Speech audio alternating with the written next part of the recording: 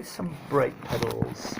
So this one is XK140 fixed head left hand drive. This is XK150 right hand drive, and this is unidentified Jaguar brake pedal, which I don't know what that's off. Can't seem to trace a number on that. So I'll put that one in the middle because that's the sort of bend that I need. And I was thinking of trying to bend my original one back, but that's quite a long way back to that.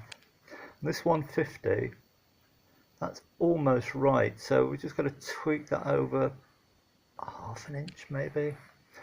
So heat that up, get that good and hot, and move that over. This is the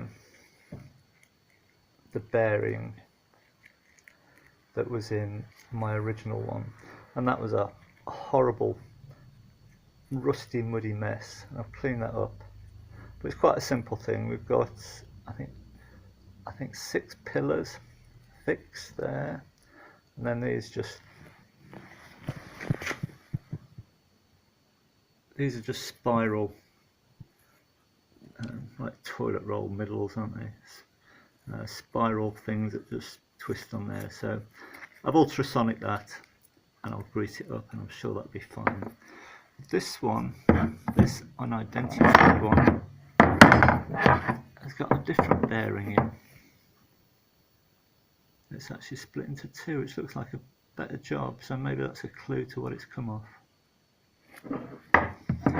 Anyway, job for another day. So I'll get the clutch pedal in first, because I've got a proper right hand drive clutch pedal. So I'll see where that ends up, and then I'll make the brake pedal to suit.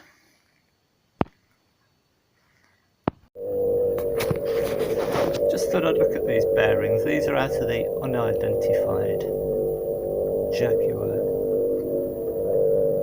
brake pedal, and they're quite posh. There's 2 of them. They're quite posh compared to this rough old thing.